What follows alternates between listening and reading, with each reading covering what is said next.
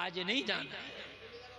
गौसे आदम के अब्बू ने जो सेब बहता हुआ खाया था, क्या वो बेवकूफ थे जो 12 साल तक बाग रखाया था बदले में?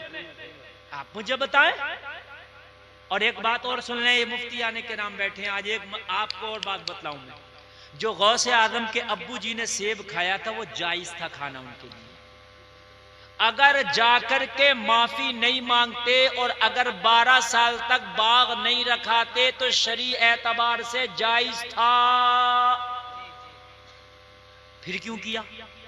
तो फतवा ये कह रहा जायज है, मगर तकवा ये कह रहा कि जायज नहीं है। कभी कभी फतवा इजाजत दे देता है, मगर तकवा उसकी इजाजत नहीं देता। जैसे फतवा ये है, आप खाना खा रहे हो कहीं जंगल में और आपके पास में पानी नहीं, आपने खाना खाया, लुकमा अटक गया आपके मुंह में, अब मर जाओगे आप। अब किसी के पास शराब है तो इतनी शराब पीना जायज है फतवे की रोशनी में जितने से वो लुकमा नीचे चला जाए। बात समझ में आ रही कि नहीं? क्यों? पानी है नहीं आपके पास। लेकिन तकवा अब भी यही कह रहा है कि इसे हाथ ना लगा तो बेहतर है, क्योंकि वो सेब मिल्कियत से खारिज हो चुका था। मेरा साबुन है, मैंने लगाया, घिसते घिसते उसकी किरच रह गई, फिर क्या करते हैं? उसको फेंक देते हैं। तो वो मिल्कियत से हमने खारिज कर दिया। अब अगर किसी ने उठा के उस किरच को इस्तेमाल कर लिया तो उसके लिए जायज है, वो मिल्कियत से खारिज कर दिया था हमने। मैंने चना लाया, चना फटका, अब उस फटकन में छिलकों में 2-4 चना चला गया, चला ही जाता। अब वो मैंने छिल के बाहर फेंक दिए, किसी ने बीन के वो चना खा लिया, जायज है, इसलिए कि मैंने मिल्कियत से छिलकों के साथ खारिज कर दिया था। बात समझ में आ रही है?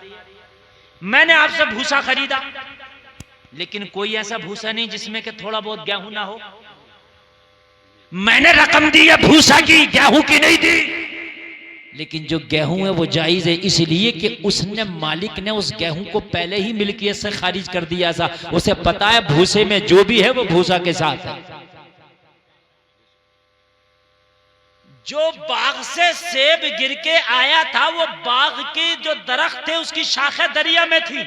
उन्हें पता था जो गिरेगा दरिया में वो मेरा है ही नहीं, चला ही जाएगा। उन्हें ना अब मिलना ना फिर मिलना। यार एक बात बताओ, दरिया में सेब गिरा, सुबह को उठ के देखेंगे तो वहीं रुका रहेगा? वो तो यार 10 किलोमीटर आगे पहुंचा होगा, तो वो तो उनको मिलना नहीं है। हाँ, जो उस जमीन पे गिर गया बाग की, वो उनका है, वो वहीं रहेगा। बात समझ में आ गई?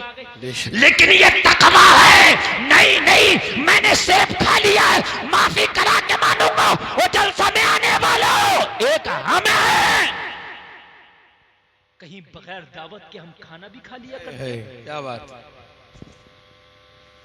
खा लेते जी जाते। कैसे जायज हो जाएगा? मुझे बताया। मंजर इस्लाम से एक फतवा निकला। हुजूर अल्लामा आकिल साहब क़िबला मेरे उस्ताद मोहतरम और दीगर मुफ्तियान किराम ने कहा, जो अफ्तारी जाती है मस्जिद में रोजादारों के लिए, बगैर रोजादार उसको नहीं खा सकता, इसलिए कि वो रोजादार के लिए गई है। अगर हाँ उसकी नियत ये है कि रोजादार और बगैर रोजादार सब खाएं तो अलग बात है, लेकिन अगर रोजादार के लिए इफ्तारी है तो रोजादार ही खाएगा। हमने देखा है, नाम है इफ्तार पार्टी और खाते हैं बगैर रोजे वाले ज्यादातर। हक बात। मैंने खुद देखा नेताओं की इफ्तार पार्टी में, वो नेता जाते हैं जिन्होंने जिंदगी में कभी रोजा नहीं रखा। सही बता रहा हूं। मैंने देखी मुलायम सिंह की इफ्तार पार्टी, रखा होगा कभी रोजा? बताया। और यानी कितने नेता बता रहा हूं। खुदारा अल्लाह से डरो यार, किसे धोखा दे रहे हो? क्या अल्लाह नहीं जानता कि तू किसकी रोजा पार्टी करा रहा? तू दिखावे कर रहा है। अरे अल्लाह से क्या खौफ बिल्कुल खत्म हो गया? कान खोल करके सुनो, जिस पे तेरा हक नहीं है वो एक लुकमा भी अपने हलक से नीचे ना उतरने दे जिस पर तेरा हक नहीं है। सुभान। कान खोल करके सुने आप। साबिर अलाउद्दीन कलियरी ने 12 साल तक नहीं खाया। बेशक। कितने साल? अब कलियर भी खूब जाते हो, साबिर भी खूब करते हो। लेकिन अगर अपने गांव से निकलोगे आदलपुर से, कहीं ईख नजर आ गई तो गन्ना भी तोड़ लेते हो बगैर इजाजत के। जी जी और तोड़ के खा के और फिर सोचते हो कि यार ये तो खाने की चीज थी, पीने की चीज थी। अल्लाह की कसम, खाने की हो, पीने की हो, ओढ़ने की हो, बिछाने की हो, किसी का भी माल हो, बगैर इजाजत तूने लिया है तो हराम है, हराम। बेशक बेशक। बात समझे आप? और जलसे में आने वालों, बुजुर्गों का हाल सुनो, बुजुर्गों की जिंदगी पे जरा नजर डालो, जिस पर हक नहीं फाकों पे फाके हो रहे हैं, मगर खुदा की कसम कभी हाथ नहीं लगाया, बेशक कभी नहीं लगाया। हमारे यहाँ तो ये होता है कि अगर शादी होती है ना तो इन्हें कितने लोग बगैर दावत के ही चले जाते हैं, खा लेते हैं। ना जाया करो यार, ना जाया करो। और एक बात और सुन लो आप, अगर कोई ये कहे ना यार मेरी दावत है मेरे साथ चल, मैं हूं तो कहना तेरी दावत है मेरी नहीं है। सही बात, हक बात। तेरी है मेरी नहीं है। यार तू तो मेरा दोस्त है, मैं हूं ना। हाँ तू है मेरा दोस्त है, लेकिन जब तूने मुझसे दोस्ती की थी और मैंने तुझसे दोस्ती की थी तो खाने की जिम्मेदारी शादी वाले ने थोड़ी ली थी। सही बात। दोस्ती मेरी है, दोस्ती तेरी है। इस गरीब ने थोड़ी ना जिम्मेदारी ली थी कि दोस्ती तुम करो, खाना मैं खिलाऊंगा। मैं अपने पैसे से खिला सकता हूं, लेकिन अपने कार्ड पर तुझको खाना खिलाना गारतगरी कराना है। ना जाओ ना। और खाने पीने के मामले में तो जितना हो सके एहतियात बरतो, इसलिए कि जो खाना खाओगे उससे खून बनेगा। हराम का लुकमा खाओगे तो क्या खून हलाल का बनेगा? सही बात। भाई जरा बात बताएं मुझे, जब लुकमा हराम का खाएंगे तो खून भी तो हराम का ही हुआ ना जी। वो जो हराम का खून नसों में दौड़ रहा है वो मस्जिद में क्यों रुकने देगा? सही बात। अरे भाई वो कुरान की तिलावत में क्यों मजा लेने देगा? वो अच्छे कामों में तुझे क्यों जाने देगा? वो तो डांस पार्टियों में लेके जाएगा, बुरे कामों में लेके जाएगा, हराम कामों में लेके जाएगा, गलत तरीकों पे तुझे चलाएगा। क्यों? जैसा खून होता है वही रहता है। बदबू का कीड़ा खुशबू में मर जाता है, खुशबू का कीड़ा बदबू में मर जाता है। मेरे अजीजों, और हमारे मुआशरे को तो अल्लाह ताला सुधार दे तो बड़ा अच्छी बात है। हमने तो खाने की बात, खाने को तो हमने इतना सरकारी कर दिया, शायद मैं ये समझता हूं जितना इस कौम मुस्लिम ने खाने को सरकारी कर दिया ना, इतना तो शायद सरकार ने भी खाना सरकारी ना किया होगा। हम तो जिंदा हैं तब खाना, अगर तेरा हिसाब है या नहीं है खाना चाहिए। अच्छा मर गए तब भी खाना चाहिए हमें। आप चाहे कर्जा लेके, चाहे उधार लेके, चाहे जमीन बेचो, चाहे घर बेचो, हमें खाना चाहिए। खाना खिलाना सवाब है, लेकिन यार किसी को कर्जे में डाल के तो सवाब नहीं है ना। किसी यतीम को उसके कांधों पे कर्जे का बोझ रख के तो सवाब नहीं है ना। मैंने देखा है कि जनाजे की चारपाई जिस दिन उठती है उस दिन 50,000 का खाना उठ जाता है। जिस दिन जनाजे की चारपाई उठी उस दिन 50,000 का खाना। और खाने वाला कोई रामातार नहीं होता है, ना ओम प्रकाश होता है। खाने वाले सब यही अब्दुल्ला, अब्दुल गफ्फार, अब्दुल सत्तार, अब्दुल, ये सब यही होते हैं जिन्होंने कलमा पढ़ लिया होता है। जलसे में आने वालों जरा मुझे आप बताओ कि जिसके घर से जनाजा उठा है, आप जरा अपने सीने पे हाथ रखो, उसका बाप बीमार था, बच्चों ने कर्जा ले ले करके अपने बाप की इलाज कराया। बाप बीमार है, बच्चा कर्जा ले लेके उसका इलाज कराता है। लेकिन एक दिन ऐसा भी आया कि बाप की सांसें टूट गई, बाप की जिंदगी का इख्तिताम हो गया। लेकिन यतीम बच्चों को जो बाप छोड़ के गया है, बच्चों के कांधों पे वो कर्जे का बोझ छोड़ के गया है। ये लोगों जरा अपने सीने पे हाथ रख के फैसला करना, गरीब है, बाप इंतकाल कर गया, बच्चों पे दागे यतीमी लग गया। बाप अपनी जिंदगी में ही बच्चों को कर्जमंद छोड़ के गया था, लेकिन बाप मरा है तो बच्चा कर्जे में है। बाप मरा है, कारोबार को ताला लगा है। बाप मरा है, कारोबार बंद हो गया। बाप मरा है, है, कर्जा छोड़ के गया है। अब मुझे बताओ, इस बाप के मरने के बाद अगर हम 40 में तक 1,00,000-2,00,000 का खाना खा जाए तो ये यतीम बच्चा और कर्जे में चला जाएगा। अरे ये कहां से बच्चा दुआ देगा, कहां से तुमसे रब की रहमत राजी होगी, मुझे बताओ। मैंने देखा है, अगर बाप का इंतकाल हो गया कोई नहीं आता बस्ती वाला, एक गरीब यतीम, तू टेंशन ना लेना, बता तेरा बाप तेरे ऊपर कितना कर्जा छोड़ के गया है।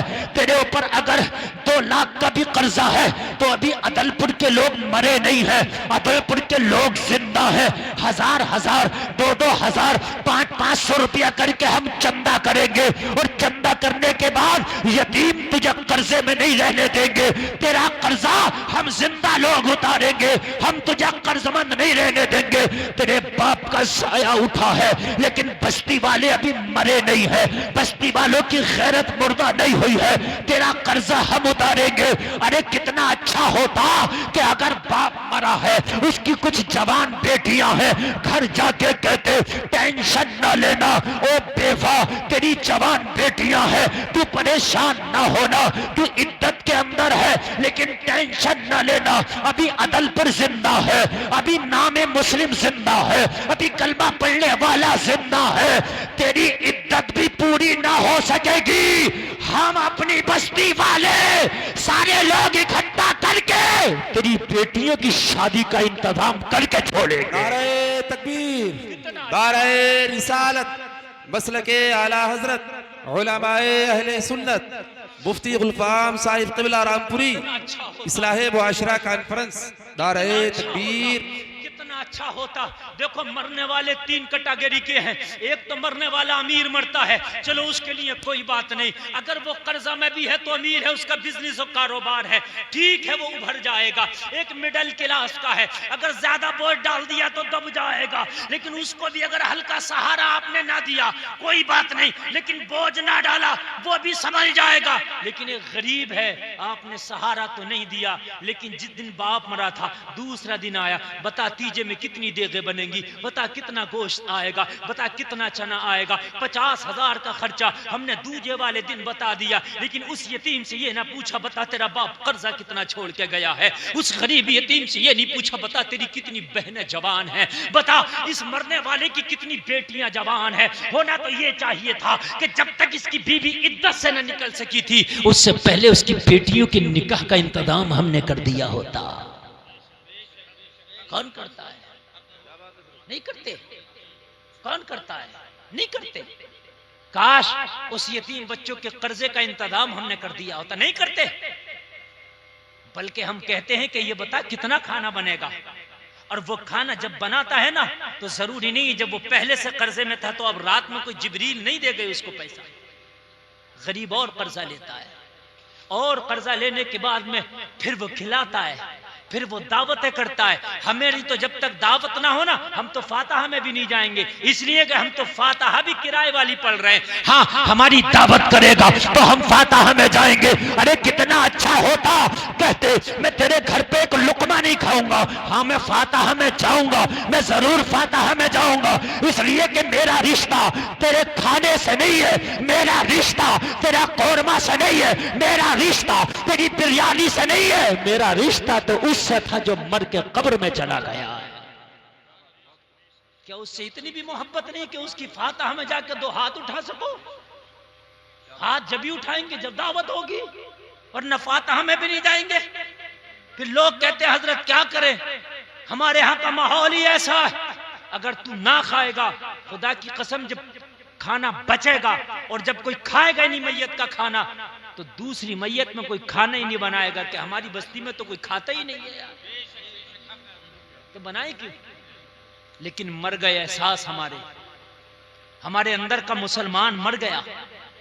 लोगों हमारे अंदर का मुसलमान बिल्कुल खत्म है, हम चढ़ती फिरती लाश है। अरे मुझे बताओ अगर मरने से लेकर 40 में तक इसका 1 से 1.5 लाख रुपया अगर तुम खाने में ना बर्बाद किए होते तो शायद इसका कर्जा उतर जाता, शायद उतर जाता। और एक बात बताऊं, ये बहुत लंबा खाना तो शादी में भी नहीं आया, मैयत की बात कर रहे हैं, बहुत लंबा खाना लाएं। ये जो लंबी लंबी बारातें जा रही हैं, किसी आलिम से पूछ के आए, लड़की वाला अखलाकी तौर पे खिला दे तो अच्छी बात है, वरना लंबा खाना तो शादी में भी नहीं है। नबी फरमाते हैं शादी को आसान करो। हमने तो मैयत को हार्ड कर दिया मियाँ। अभी एक जगह मैयत हुई, 8 भगोने खत्म हो गए। मैयत वाले दिन दोबारा बना खाना। लोगों ये है मेरी कौम, दोबारा बना और खा के गए दोबारा भी, जैसे इनके बाप का कोई कर्जा आ रहा था, ऐसे खा के गए। यानी खत्म हो गया खाना, दोबारा बना, और फिर भी दोबारा ये बगैरत दम खा के गए। फिर हम कहते हैं कि यार एहसास मर गया। मैयतों के खाने खाते फिरते और फिर सोचते हो एहसास भी जिंदा रहा है। वो खिलाने वाला तो चलिए खिला रहा, लेकिन तू किस दिल से खिला रहा है? आज यार क्यों ना तुम ये सोचो कि यार मैयत में तो खाना मजबूरी में, चलिए अगर कहीं फंस गया, बहुत दूर तू गया है, दूर का मेहमान है, कोई बात नहीं, खाने के वक्त तक नहीं पहुंच सक रहा है, तब भी कोशिश कर बच जाए तो बेहतर है। तब भी कोशिश कर बच जाए तो बेहतर है। इसलिए कि शादी जो होती है इंतजामात पहले से होते हैं, मैयत का कोई इंतजाम पहले से नहीं होता। लेकिन हमारे यहां तो मैयतों के खाने भी बड़े लंबे हैं यार, बड़े लंबे हैं। 70 किलो उड़द तीजे में। हाँ ये एक शादी है, एक शादी में, और जलसे में आने वालों, ये खुद से तुम्हें अपनी इस्लाह करना होगी। गांव पे ना जाओ, गांव क्या कर रहा, खुद कसम खाओ मैंने नहीं खाना है, पका कितना पकाएगा, मैंने नहीं खाना है। और अगर सवाब की नीयत से खिलाते हो ना, पहले तो आला हजरत मना फरमाते हैं मैयत का खाना दावत करके जायज नहीं, कि दावत कर ली, हाँ मेहमान आए थे, खाना बन गया और वो दूर के मेहमान थे, अब अगर खा गए फिर उससे भी कोशिश करो बचने की। लेकिन अगर वो खा लिया तो ठीक है, लेकिन दावत करके जायज नहीं। किस बात की दावत हो रही है? मैयत की। और मैयत में दावत किसकी होती है? मुझ जैसे मोटे मौलवी की, प्रधान की, नंबरदार की, मास्टर साहब की, डॉक्टर साहब की, प्रधान जी की है? हम जैसों की दावत मैयत में। चल किसी हद तक गरीबों को ले लेता, और गरीब को भी मैयत ही के भी उस दिन 40 में तीजे में क्यों बना के खिला रहा है? एक काम ना कर, मैयत के नाम से किटे बना, 10 किलो चावल, 10 किलो आटा, 5 किलो दाल, 2 किलो रिफाइंड, नमक, मिर्ची, मसाला, धनिया, सब कुछ किट बना और लिस्ट बना। और ये किट वो बनाए जिसके घर में असासा है, वो चाहता मैयत के नाम से कुछ करूं मैं, वो। और लिस्ट बना लो कि मेरी अदलपुर में गरीब कितने हैं, जो वाकई गरीब हैं, या अदलपुर में नहीं आसपास में भी जो हैं, चुपके सी रात में जाओ उनके घर में ये राशन किट रात में दे दे। ये गरीबों के बच्चे खाएंगे ना तो अल्लाह की कसम तेरे मरने वाले को ज्यादा सवाब होगा। मगर रस में चल रही है, रस में है तो वो तीजे में खिलाऊंगा। अरे क्यों खिलाएगा तीजे में? तुझे खाना ही तो खिलाना है। अरे बात है कि नहीं है? मदरसे में जाओ जिसमें बाहर के बच्चे खाना खाते हो, जिसमें मदरसे में खाते हो, वहां जाओ, पूछो कितने का खाना बनता रोजाना का? वो कहे इतने का। लो अपने अब्बा के नाम से इतने दिन का खाना मैं खिला रहा हूं। सुभान अल्लाह तो बोल दो। सोच रहे हो मौलाना हमारा खाना मरवा रहा, तो हम क्यों बोले? नहीं, हंसने की नहीं, रोने की बात है अजीजों। समझ रहे हैं आप? मैयत के नाम पे अगर खाना खिलवाना तो मैं बताऊं आपको, किसी का इंतकाल हो जाए जल्दी से जाएगा कुरान का हदिया करा कर लाएगा। मस्जिद में इतनी पेटियां पहले से रखी हैं कुरान की, फिर और ना वो पढ़ी जा रही है, बेउर्मती हो रही है उनकी, वो इधर रखी जा रही है, कोई उठाकर उधर रख देता, उधर रख देता। मैंने देखा 30-30, 50-50 पेटियां कुरान की रखी है मस्जिदों में। अरे भाई ये तो बता दे मुझे यार, क्या वो कुरान रख रहे हैं अब्बा के नाम से? अरे भाई कुरान रख रहे हैं, जहां जरूरत है वहां रख, और नहीं तो एक काम ये कर कि यहां कुरान मत रख, किसी गरीब मौलाना को किताबें दिला दे, इस कुरान रखने से ज्यादा सवाब होगा। उस गरीब मौलाना पे इतना पैसा नहीं है कि किताबें खरीद ले, तू अपने अब्बा के नाम से दिला देगा। जब तक मौलाना ये किताबें पढ़ के दूसरे को पढ़ाएगा तेरे अब्बा को सवाब मिलता रहेगा। कितने गरीब आलिम है फतावा रज़विया का सेट नहीं खरीद सकते, फतावा फैजुर रसूल का सेट नहीं खरीद सकते, जामिउल हदीस का सेट नहीं खरीद सकते।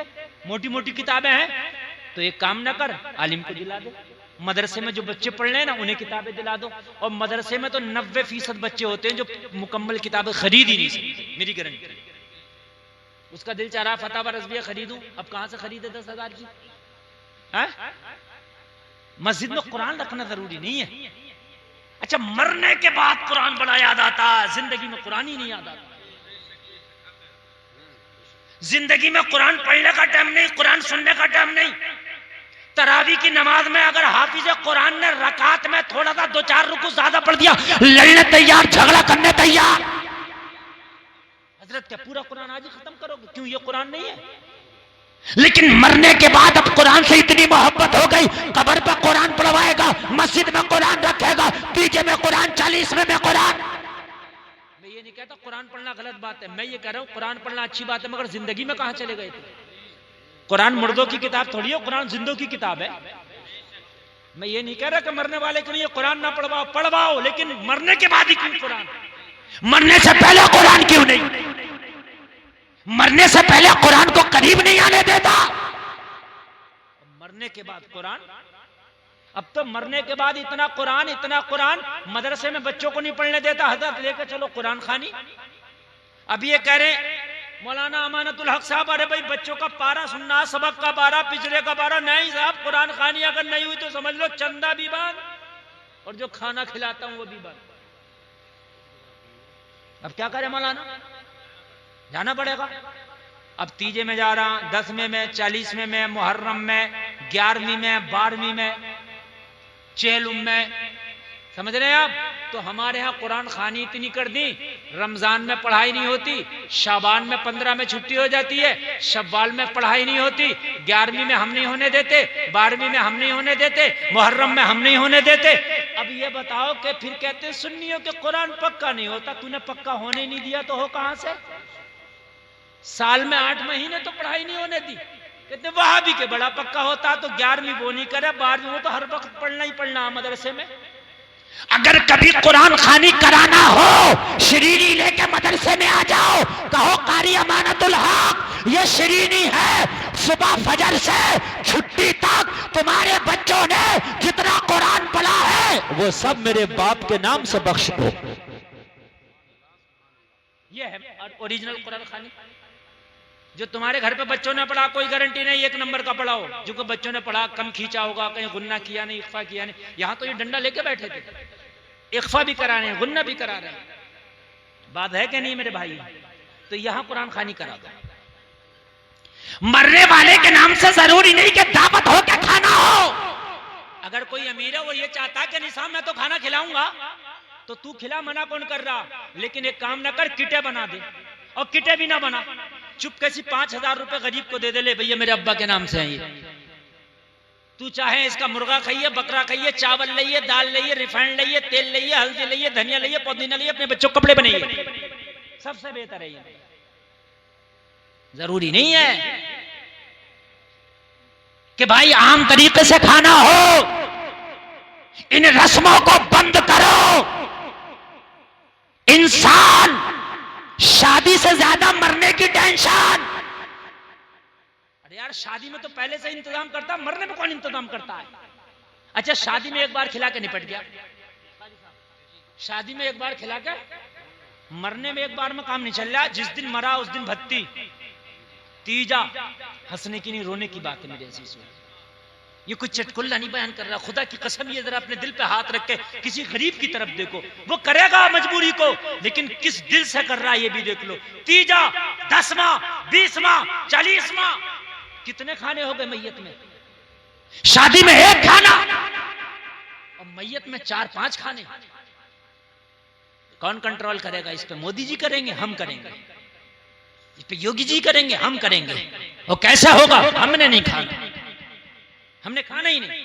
कितना भी हाथ पकड़ के बिठा रहे, कितनी भी दावत करो, उससे कहो भाई तेरी मेरी नाराजी कोई नहीं, मैं राजी, तेरी शादी में खाऊंगा, लेकिन ये मेरी मैयत में दावत ना कर, मैं नहीं खाऊंगा।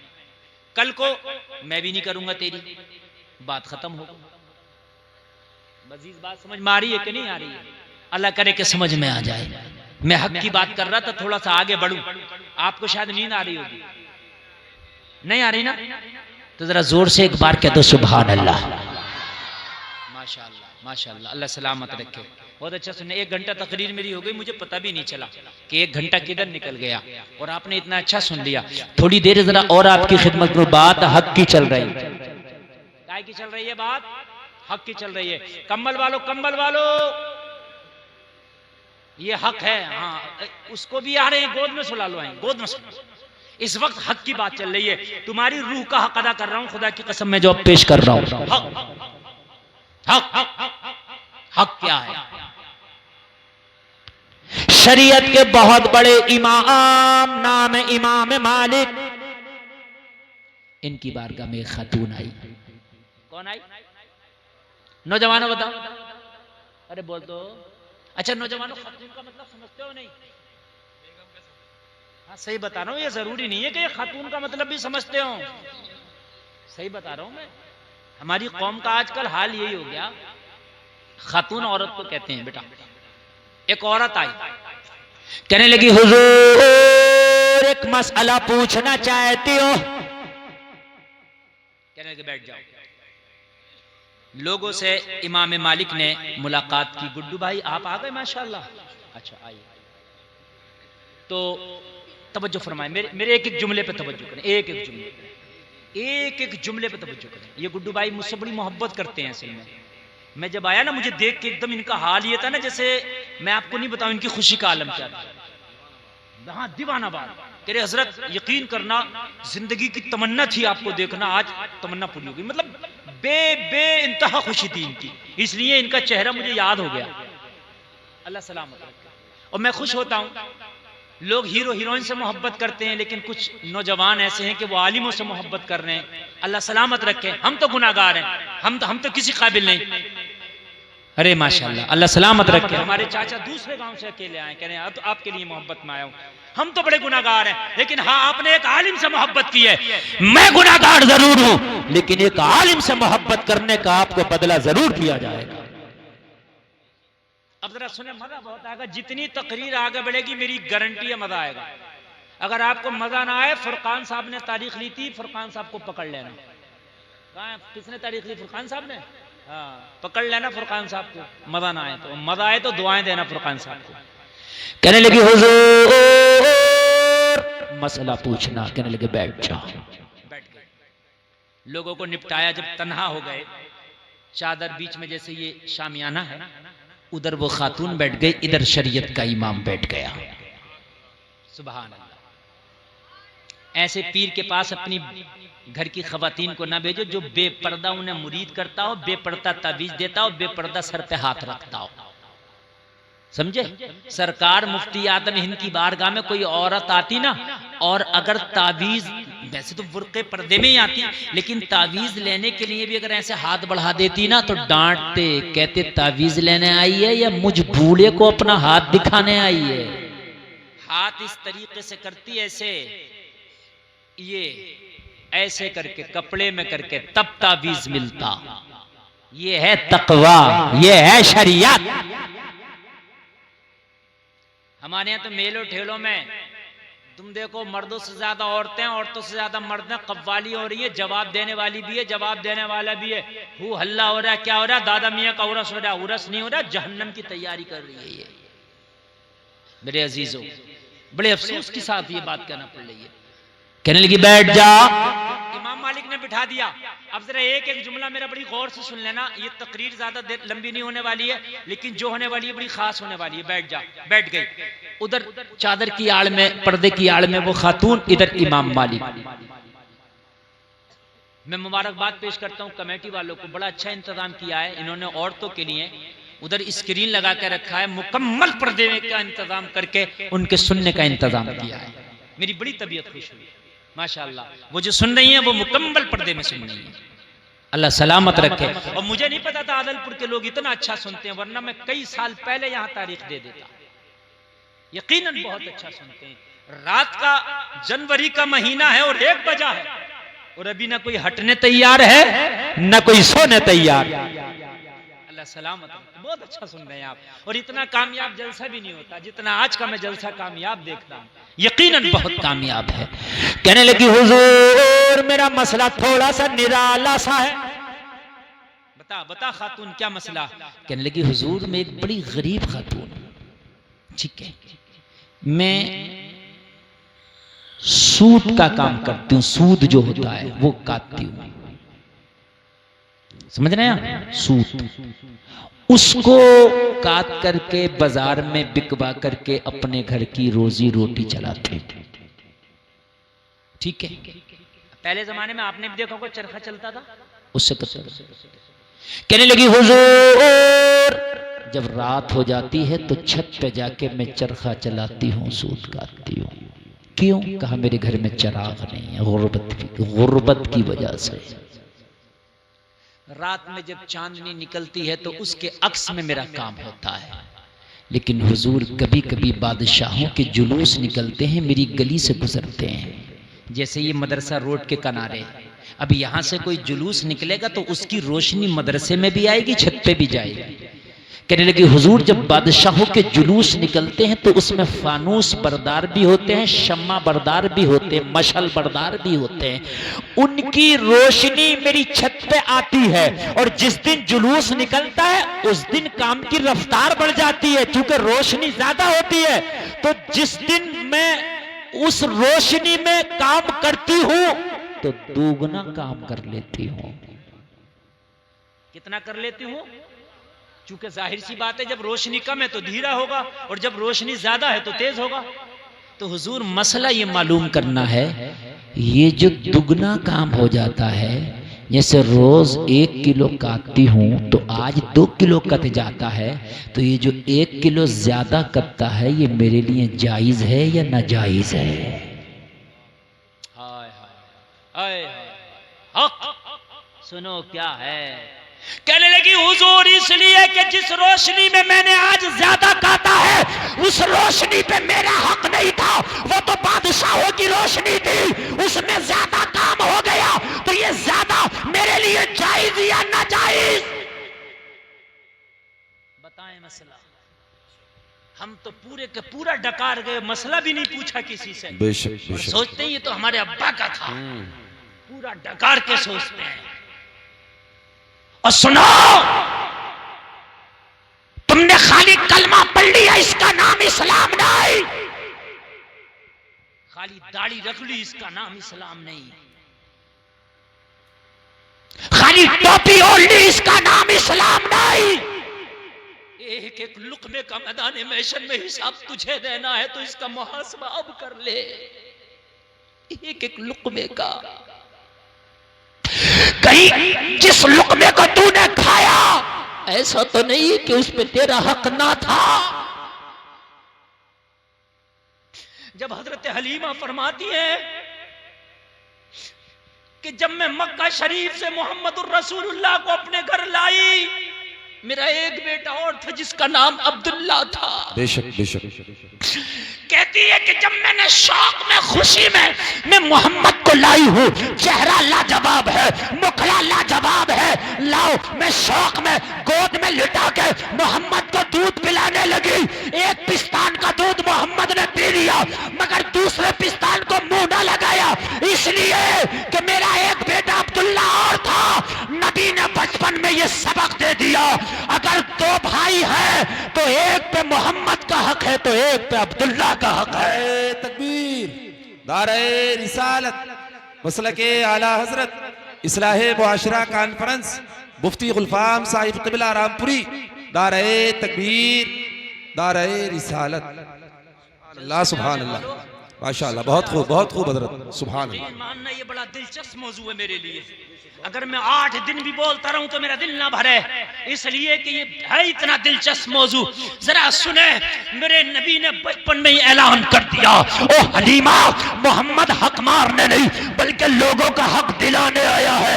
अगर एक बेटा और है तो 2 पिस्तान है, 2 भाई है, एक पे मोहम्मद का हक है, एक पे भाई अब्दुल्ला का हक है। सुभान अल्लाह, बेशक बेशक, क्या बात है हजरत, बहुत हमारे हाल क्या है?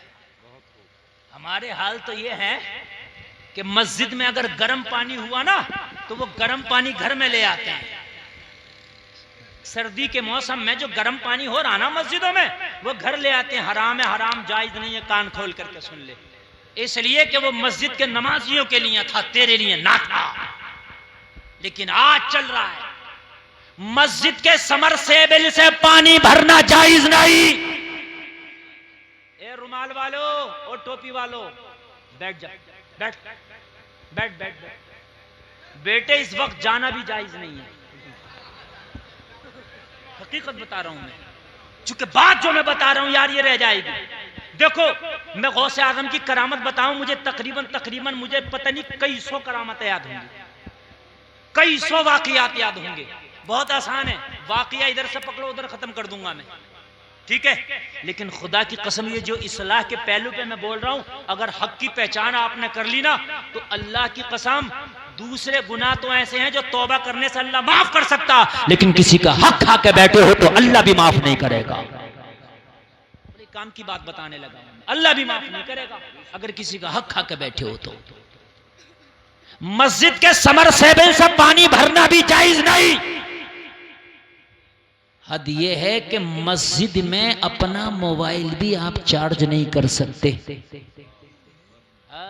मोबाइल भी मस्जिद में आप चार्ज नहीं कर सकते। एक मस्जिद की झाड़ू भी दूसरे मस्जिद में जायज नहीं है ले जाना। तू तो मस्जिद के गर्म पानी और ठंडे पानी की बात कर रहे हो। हाँ, एक मस्जिद की झाड़ू दूसरे मस्जिद में नहीं जा सकती। बहुत से लोग ले जा रहे होते हैं मस्जिद का, खूब नमाज़े जोहर पढ़ी, पंखा चलाया गर्मी में, मस्जिद में लेट गए, सो रहे हैं, आराम कर रहे हैं, जायज नहीं है। इसलिए कि लाइट का बिल मस्जिद भर रही है, तेरा पंखा जो चल रहा है इसका बिल मस्जिद भरेगी, तेरे लिए कहां जायज हो जाएगा। जरा सुने आप, मैंड काटना, किसी की जमीन मारना, किसी का पैसा मारना तो बड़ी चीज है। मैं उस हक की बात कर रहा हूं जो खुद से रोशनी आ गई है, खुद से आई है रोशनी, लेने के लिए नहीं गई है। इमाम मालिक फरमाते हैं, खातून ऐसा लगता है कि तुम हसन बसरी की बहन हो। क्या बात है हजरत, क्या बात है, जोर से बोलो, जरा जोर से। सुभान अल्लाह, बेशक, क्या बात है, बहुत खूब। कहने लगी, हुजूर मुझे तो आज तक ना किसी ने देखा है और ना आपने देखा, आपको कैसे पता कि हसन बसरी मेरा भाई है। कहने लगे, ये तकवा अगर हो सकता है तो हसन बसरी की बहन ही का हो सकता है। सुभान अल्लाह, बेशक बेशक, बहुत खूब। यार मैं सलाम पेश करता हूं उन बहनों को। यार वो बहन ही तो थी जिसने उमर को कलमा पढ़ने पे मजबूर कर दिया। आज हमारी भी बहनें हैं कि नाक कटा रखी है, आज हमारी भी बहनें हैं कि हमारे सर झुका रखे हैं, आज हमारी भी बहनें हैं कि हमें कहीं बोलने का नहीं छोड़ा है। उमर की भी बहन थी कि उमर को कलमा पढ़ा के छोड़ा है। उमर की भी बहन,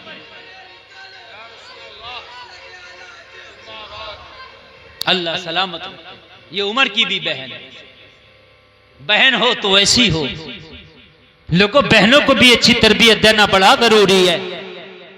ऐसा नहीं कि बहन को तरबियत नहीं दी, तू अच्छे काम कर रहा, अगर तेरी बहन के काम अच्छे नहीं हुए, सर दुनिया में भी झुकेगा और आखिरत में भी झुकेगा, सर झुकाना पड़ेगा। कहा, हसन बसरी तेरा भाई है? कहने लगी, हुजूर हाँ, हसन बसरी मेरा भाई है। तो पता क्या फरमाया? कहा, तेरे लिए नाजायज है और सबके लिए जायज। इस तरह से रोशनी में अगर कोई काम कर लिया तो तेरे लिए नाजायज और सबके लिए। कहा, हुजूर क्यों? कहने लगी, तो तकवे के उस मयार पर फाइज है कि अब तेरा तकवा इसकी भी इजाजत नहीं देता। तेरा तकवा इसकी भी इजाजत नहीं देता। रही फतवे की बात, सुभान अल्लाह, तो सुभान कहता अल्लाह। है जायज है। बेशक बेशक, सुभान अल्लाह। आय, आय, ये इस्लाम है। उमर इब्ने खत्ताब रात के अंधेरे में बैठे हैं मदीने में, सरकारी दस्तावेज पे कुछ काम कर रहे हैं, लिख रहे हैं। हजरत अली तशरीफ लाए, रात का सन्नाटा है, मदीना में लोग अपने अपने बिस्तरों पर है। हजरत उमर ने पूछा अली कैसे आना हुआ? फरमाया उमर कुछ अपने जाती मामलात को, जाती काम को लेके आया था। उमर ने फट से चिराग बुझा दिया। मौला अली ने पूछा उमर मेरे आने पे चिराग क्यों बुझाया, मेरे आने पे चिराग क्यों बुझाया? हजरत उमर ने फरमाया अली जरा खामोश तो हो जाए, थोड़ा सा तवक्कुफ करें, सब्र करें। हजरत अली खामोशी से थोड़ी देर बैठे। हजरत उमर ने चिराग फिर जला दिया। हजरत उमर से हजरत अली ने फरमाया उमर अगर जलाना था तो बुझाया क्यों, बुझाना था तो जलाया क्यों? कहा अली गौर से देखो, जो बुझाया था वो जलाया नहीं, जो जलाया है वो बुझाया। क्या बात है, सुभान अल्लाह, सुभान अल्लाह। चिराग अलग अलग है। कहा क्या मतलब? हजरत उमर ने कहा अली ये सरकारी काम कर रहा था मैं, ये सरकारी रजिस्टर थे जो मैं लिख रहा था, काम सरकारी था तो चिराग सरकारी था। जो इस चिराग में तेल जल रहा था ना वो बैतुल माल के पैसे से जल रहा था। लेकिन जब आपने कहा पर्सनल काम है तो सरकारी चिराग बुझा दिया, इसलिए कि पर्सनल काम में बैतुल माल का माल उमर खर्च नहीं करता। ये जो चिराग जलाया है ये पर्सनल चिराग है। जब तक पर्सनल बात होगी, जब तक पर्सनल चिराग चलेगा। सुभान अल्लाह, सुभान अल्लाह। बेशक कुर्बान जहां है यार, ये इस्लाम है, ये इस्लाम है मेरे भाई, ये इस्लाम है। अल्लाह अल्लाह।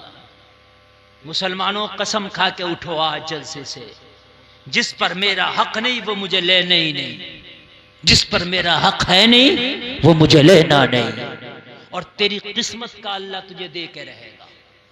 ये भी सुन लें आप, किसी का गसब करें, किसी का मारें, और आप किसी का ना मारें, किसी का गसब ना करें, जो तेरी किस्मत का है अल्लाह की कसम वो अल्लाह तुझे दे के रहेगा।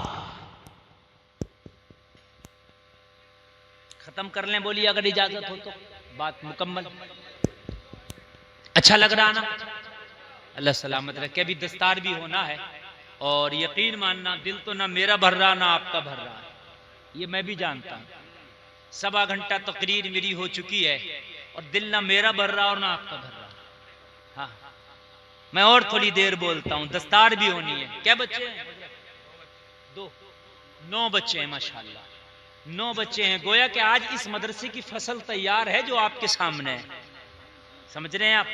और वो फसल ऐसी है कि उस फसल के उगाने में जिसने अगर जबान से भी हिस्सा ले लिया होगा ना, अल्लाह उसे भी रायगा नहीं जाने देगा, उसको भी अल्लाह रायगा नहीं जाने देगा। हुकूक को पहचानो यार, तुमने कलमा उस नबी का पढ़ा है। बस आखिरी बात बताऊंगा, बड़ी प्यारी बात बताने लगा हूं, अब बहुत ही प्यारी बताने लगा हूं, अब और मजा आएगा। अब मैं किसी को नहीं रोकूंगा, अब आपकी जिम्मेदारी है कि आप किसे रोकते हैं और किसे जाने देते हैं। अब मैं बहुत प्यारी बात बताने लग गया। आज हमारे मुआशरे में मालूम है क्या होता है? अगर किसी ने कर्जा ले लिया फिर ना दिया, कर्जे वाले ने उस पर तकादा किया, टोका, तो गुस्से में आके कहता है यार तूने तो मेरी हालत खराब कर दी, इतना टोकता यार, तू तो बेइज्जती करने पे आ गया।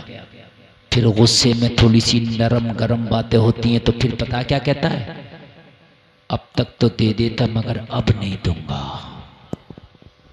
सही बात गरम होती है तो ना। बेशक। और फिर दूसरे लोग क्या कहते हैं, जो पंचों को बिठा रहे हो, यार तूने झगड़ा ना किया होता हम भी दिला देते, तूने झगड़ा यार गलत कर लिया, वो तो देना ही ना चाह रहा था और तूने झगड़ा कर लिया, अब ना देगा। है यही बात है कि नहीं है? दिल समझा। और फिर कहता है मियां मैंने देने मना थोड़ी किया था, मगर साहब इसने झगड़ा क्यों किया, इसने जलील क्यों किया? यार तुझे अगर इतना बुरा लग रहा था तो इतना तू अगर गैरतदार था तो तू तकादे तक आने क्यों दिया, कहने की नौबत क्यों आने दिया, पहले ही ना दे दिया होता। अब मैं बताऊं अल्लाह के रसूल का अमल, सुभान अल्लाह। हिजरत की रात है, मोहब्बत की बात है, काफिरों की घात है। सुभान अल्लाह, सुभान अल्लाह, सुभान अल्लाह, सुभान अल्लाह। मक्का शरीफ नबी का घर, आज हिजरत की रात। बेशक मेरे नबी ने हजरत अली को बुलाया, अली अल्लाह का हुक्म आ गया, मैं मदीना जाने वाला हूँ, मक्का छोड़ने वाला हूँ, मैं अपना घर छोड़ रहा हूँ, मक्का को अलविदा कह रहा हूँ, मदीने जा रहा हूँ। अली मेरे बिस्तर पे लेट जाओ, या रसूलल्लाह मुझे भी साथ लेके चलो। नहीं अली मेरा कुछ काम करके आना। आका क्या काम है? कहा मक्का वालों की कुछ अमानतें हैं वो तुम्हारे हवाले कर रहा हूँ, और सुबह होने के बाद में जिस जिसकी अमानतें हैं उसको देना, और बाद में मदीने चले आना। सुभान अल्लाह, सुभान अल्लाह। अमानतें किसकी थी? किसकी थी अमानतें? जरा बताओ किसकी थी? मक्के वालों। जोर से बोलो, जोर से बोलो। 40 लोग नबी का मर्डर करने आए थे, आज की रात तलवारें लेके नबी के घर को घेर लिया था। ये 40 लोग कौन थे, कहां के थे? मक्का। अमानतें किसकी थी? गोया के जो तलवारें लेके आए थे इनमें कईयों की अमानतें मेरे नबी पे थी। जरा कह दो सुभान अल्लाह, सुभान अल्लाह। यानी जो तलवार लेके आज नबी के खून के प्यासे बन के आए हैं, इनकी भी अमानतें नबी के पास थी। नबी कह रहे हैं अली आज ये तलवारें लेके मेरे खून के प्यासे बन के आए, लेकिन इनकी भी अमानतें वापस करना। सुभान अल्लाह, सुभान अल्लाह। क्या बात है। आज का दे देता, कहता मारने आया, मेरा मर्डर करना है, अमानत दे रहा हूं उसकी, दे देता। सामने से तो देने रहा मियां, पीछे से क्या देगा? ये तलवारें लेके मारने आए और नबी कह रहे हैं इनकी अमानतें देना। हाय हाय यार, नबी का क्या जिंदगी है और क्या मेरे नबी का तरीका जिंदगी है। अली दुश्मनी होना अलग है, मुखालफत होना अलग है, अमानत होना अलग है। सुभान अल्लाह। मेरे नबी ने तो उनकी भी अमानतें दी हैं कि जो नबी के खून के प्यासे थे। अब मुझे बताएं जरा, उनकी भी अमानतें, हम तो कितनों के हक खा गए। अगर अल्लाह तुम्हें मालिक निसाब करे, ज़कात दो, इसलिए कि वो तुम्हारे माल में गरीबों का हक। जो ज़कात नहीं दे रहे हैं वो भी माल हक खा रहे हैं दूसरों का। किसका खा रहे हैं? गरीबों का। और याकुलूना फी बुतूनिहिम इल्ला नारा, कुरान कहता अपने पेट में वो जहन्नम की आग भर रहा है। बस आखिरी बातें हैं बिल्कुल तकरीर की, और दस्तारबंदी बिल्कुल करीब है। वैसे तो मैं और 2 घंटा बोलता रहूं ना तो आपका दिल ना भरेगा, लेकिन आज मेरी तकरीर से लेके जाना हक जरूर अदा करना इंशाअल्लाह। इंशाअल्लाह हक अदा करना, ठीक है? हक अदा करना। मेरे नबी ने फरमाया फला फला की अमानत ले लो, फला को देना, फला को देना, फला को देना, बाद में चलाना। मेरे नबी तो शरीफ ले गए, निकल गए, मक्का वालों को पता ना चला मेरे नबी कब निकल के चले गए। मेरे नबी ने सूरह यासीन शरीफ पढ़ी और उनके सरों पे मिट्टी फेंक दी, मेरे नबी को ना देख सके। नबी मदीना निकल गए और हजरत अली बिस्तर पे लेट गए। लोगों जरा गौर करो, हजरत अली से पूछा, अली नींद आई? कहते हैं आज बिस्तर रसूल पे बड़ी चैन की नींद आई। किस लिए? हजरत अली फरमाते हैं रोजाना सोता था तो कोई जिंदगी की जमानत नहीं देता था, आज मुस्तफा ने जब बिस्तर पे सुलाया तो जिंदगी की जमानत दे के सुलाया। सुबह हो तो अमानतें वापस करके मदीने आना। अब मेरा दिल बोला था जब तक मदीने ना चला जाऊंगा जब तक मौत नहीं आ सकती है। बेशक बेशक, सुभान अल्लाह, सुभान नबी ने अल्लाह। कहा है, नबी ने बेशक कहा है बेशक, अमानतें दे के मदीने आना। हक, बेशक बेशक, सुभान अल्लाह। लोगों अमानतों का ख्याल करो, हुकूक की पायमाली ना करो। बोलने में कहने में कोई खता हो गई हो, मैं तौबा करता हूँ, मेरा मौला माफ फरमाए। सारे लोग मिल करके कलमा शरीफ पढ़ें, ला इलाहा इल्लल्लाह मुहम्मदुर रसूलुल्लाह। इस्लाम जिंदाबाद, कौम मुस्लिम पाइंदाबाद। वमा